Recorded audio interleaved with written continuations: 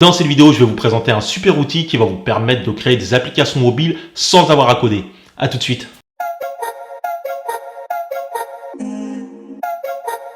Salut à tous, c'est Ahmad, j'espère que vous allez bien. Bienvenue sur ma chaîne Mister No Code, la chaîne qui va vous apprendre à créer vos sites web, vos applications web et mobiles sans avoir à coder. Alors aujourd'hui, l'outil que je voulais vous présenter, c'est Adalo. Adalo, c'est une super application no-code qui va vous permettre de créer des applications mobiles sans avoir à coder. Que vous soyez start-upper qui souhaite réaliser rapidement un MVP d'une application mobile ou bien développeur qui souhaite répondre à un besoin client, et même que vous soyez designer qui a réalisé une maquette et qui souhaite en faire un prototype cliquable et testable, cet outil est fait pour vous. Avant de rentrer dans le vif du sujet, il faut quand même que je fasse un petit rappel sur ce que c'est qu'une application mobile.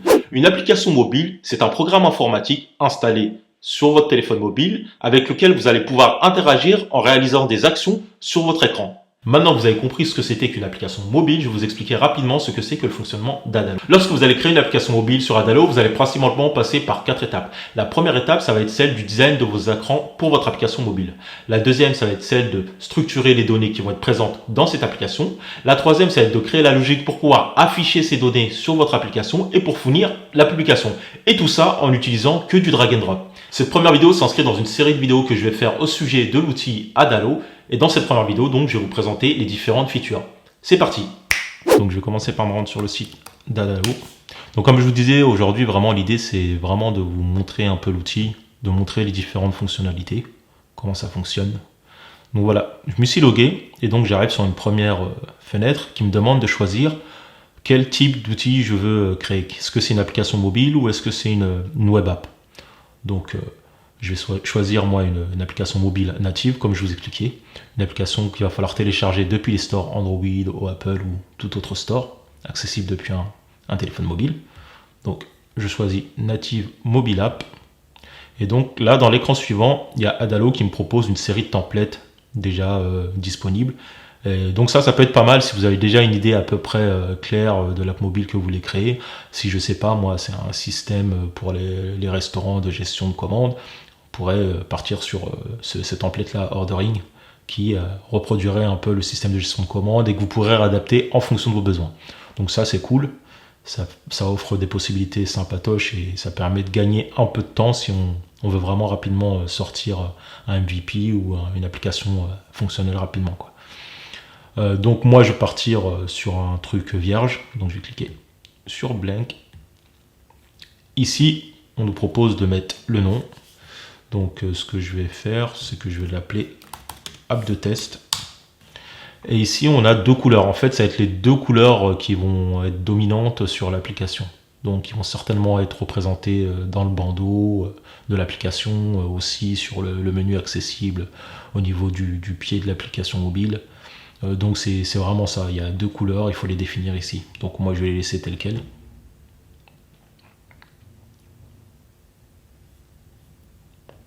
Ensuite, donc, on arrive directement sur l'interface Adalo pour créer l'application. Donc, de base, Adalo crée toujours ces trois écrans-là. Sign up, donc pour créer un compte, un écran pour se loguer et la home page. Donc ça permet aussi de gagner pas mal de temps. Donc ça, c'est cool. Et après, ils sont personnalisables et modifiables. Vous pouvez faire ce que vous voulez. Mais de base, ils vous créent ces trois écrans-là. Donc, on va aller sur ce bouton-là. Ici, vous allez pouvoir voir la liste de vos applications que vous avez créées et switcher entre elles. Donc, si je voulais créer une nouvelle app, je clique sur Create App. Et donc là, vous revoyez l'écran qu'on a vu tout à l'heure qui vous demande de choisir entre une mobile app native ou une web app. Donc, vous avez ici le bouton Preview. En fait, le bouton Preview, c'est lorsque vous créez votre application depuis Adalo et que vous voulez voir vos modifications, vous avez juste à cliquer sur Preview. Et donc, vous verrez en direct ce qui se passe au niveau de votre application. Donc là, normalement, on devrait avoir l'écran. Bon, ça met un peu de temps à charger. Voilà, on devrait avoir l'écran Sign Up. Et donc, ça vous permet de visualiser. Et vous pouvez aussi vérifier le responsive de l'application en changeant le type de téléphone. Donc ici, on a une liste prédéfinie, mais qui couvre à peu près le scope des tailles de mobile device qu'on peut rencontrer. Donc ça, c'est cool. Vous pouvez switcher et puis voir comment ça rend, quoi. Ensuite, share, c'est lorsque vous voulez publier l'application et pour la présenter à quelqu'un avec qui vous bossez ou pour montrer l'état d'avancement du produit. Donc ça vous génère une URL de preview que vous pouvez partager. Et donc, vous avez là ce que la personne verra si elle accède depuis un navigateur, depuis un desktop, depuis un ordinateur. Et sinon, bah, si c'est depuis un téléphone qu'elle clique sur ce lien, elle verra l'application directement en mode mobile. Ici, donc, c'est tout ce qui va concerner les settings de votre compte, la facturation. Ici, vous pouvez définir un nom de domaine. Donc, lorsque vous avez fini votre application et que vous voulez vraiment la plugger, l'associer à un nom de domaine, vous définirez ici le nom de domaine spécifique. Donc maintenant, on va passer aux onglets principaux. Ici, on a l'onglet branding. Donc c'est vrai que le branding sur Adalo est assez limité parce que vous n'avez pas des choix énormes pour personnaliser l'application, mais vous pouvez quand même faire quelque chose d'assez sympa. Donc ici, on a des couleurs. Les deux couleurs que je vous avais dit précédemment, qui sont les couleurs dominantes. Ici, vous pouvez personnaliser le background de couleur et la couleur du texte. Ici, vous avez l'onglet des écrans. Donc, c'est ici que vous allez pouvoir accéder, soit en cliquant directement sur les écrans, soit en cliquant ici, vous allez pouvoir accéder à vos écrans que vous avez créés. Et vous allez pouvoir en ajouter ici. Ici aussi, en cliquant sur Add Screen. Ou bien en cliquant ici sur ce bouton-là et sur cet onglet-là, Add Screen. Donc, pour ce qui est de l'ajout d'écran, donc vous avez ici, dans Adalo, une librairie d'écran déjà prédéfinie. Et ça, c'est super intéressant parce qu'en fait, Adalo a pensé à créer cette librairie en s'appuyant justement sur tous les écrans qu'on retrouve généralement sur les applications qui existent aujourd'hui. Et donc ça vous permet de gagner pas mal de temps. Il y a dans cette librairie, il y a plusieurs catégories de types d'écran. Donc là, vous avez des écrans simples où vous voyez que ça peut être un écran blanc ou un écran avec une liste d'objets avec une image, un titre et du texte. Vous pouvez aussi avoir des écrans formulaires. Vous pouvez avoir un écran simple avec juste une barre en haut. Vous avez aussi une catégorie écran de type info. Donc vous avez des écrans avec images, texte et boutons, images, liste et boutons. Bref, c'est des écrans hyper complets. Et ça aussi, ça permet de gagner énormément de temps. Donc voilà pour les écrans. Là, vous avez les écrans faits, mais si vous partez d'un écran blanc, vous pouvez donc ajouter à cet écran vous-même les composants. Car c'est vrai que ce qu'il faut savoir, c'est qu'une application, en fait, c'est un enchaînement d'écrans, et chaque écran est composé de composants. Et donc, ici, sur Adalo, vous allez pouvoir ajouter des composants à vos écrans pour les créer vous-même.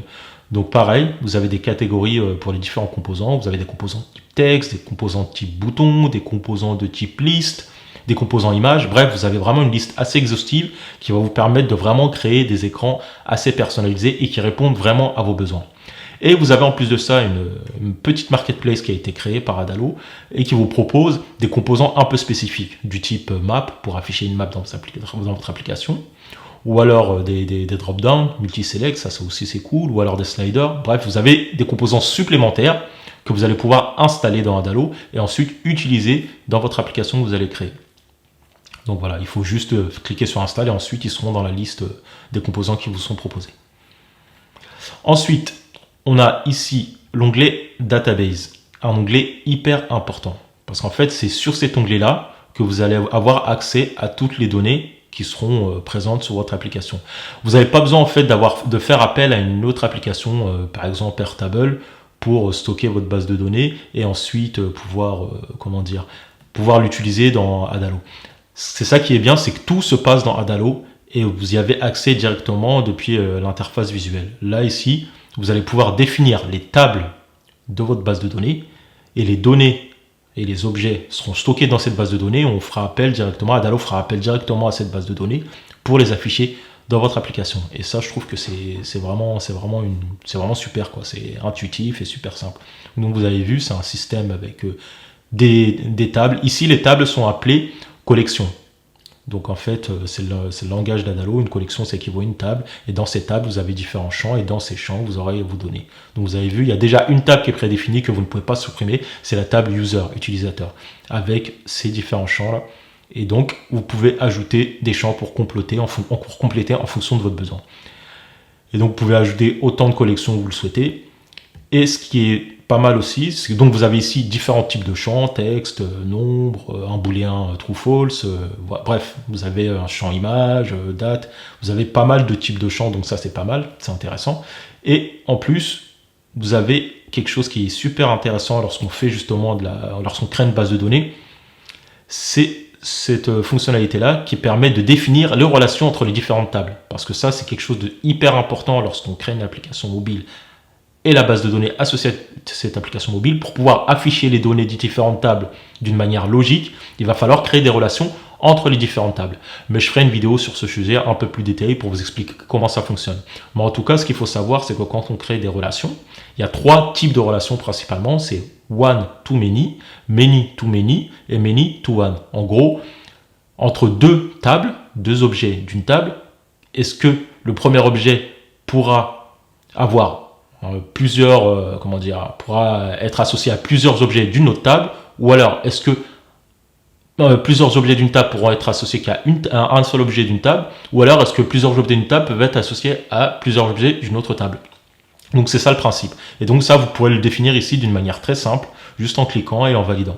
Et ça, je trouve que c'est vraiment très bien fait et simple à faire, quoi. Donc une fois que tout ça c'est fait, donc vous avez ici dans Settings, vous pourrez personnaliser les informations principales de votre application, le nom de l'application, une petite description de votre application, l'icône de votre application, vous pourrez le définir ici. Ici, vous pourrez ajouter un token Mixpanel pour en fait taguer certains endroits sur l'application pour voir comment les utilisateurs naviguent sur l'application et comment ils l'utilisent. Donc ici, c'est pour regarder en fait si vous n'avez pas upgradé parce qu'en fait il y a 3 formules, une formule gratuite, pro et une 3e formule, mais bref, sur la version gratuite vous aurez le logo et la charte graphique d'Adalo qui sera présenté sur votre application. Mais si vous payez, vous pourrez vous-même personnaliser ça et il n'y aura plus le logo d'Adalo. Donc voilà, ici donc display setting, donc ça vous permet en fait d'afficher les relations entre les différents écrans. Si on clique ici, là il n'y a rien qui a été fait entre les différents écrans parce qu'ils ne sont pas liés, comme c'est un nouveau projet. Mais si j'avais lié les écrans, j'aurais eu des flèches. Bah tiens, ils apparaissent ici, c'est parce que c'est 3 écrans où ils sont liés, mais en fait quand on crée justement des écrans, il faut les lier pour pouvoir faire communiquer les données. Et donc en cliquant sur cette coche, on affiche les flèches, ce que je n'avais pas tout à l'heure. Voilà. Ici, App Access, c'est pour donner accès à l'application à d'autres utilisateurs, si vous collaborez avec d'autres personnes qui travaillent aussi avec vous sur l'application. Et ici, Not Clonable, c'est le fait que lorsque l'application est créée, personne ne pourra utiliser votre application comme un template. Mais si vous la rendez clonable, les gens pourront soit la cloner juste vos écrans, soit cloner les écrans et aussi votre base de données. Voilà. Et donc le dernier bouton ici, c'est vraiment pour soit faire une copie de votre application et la réutiliser pour faire autre chose, un autre projet, ou alors tout simplement pour la supprimer. Voilà, c'est fini pour aujourd'hui. J'espère que vous avez kiffé cette vidéo. N'hésitez pas à la liker, à la partager, à laisser des commentaires. Comme je vous disais précédemment, je vais certainement faire d'autres vidéos sur Adalo sur des points beaucoup plus spécifiques, du style comment se designer de manière efficace ses écrans, ou alors comment bien structurer sa base de données pour son application mobile. Quant à moi, je vous donne rendez-vous très vite pour une prochaine vidéo. Prenez soin de vous, prenez soin de vos proches et vive le no-code.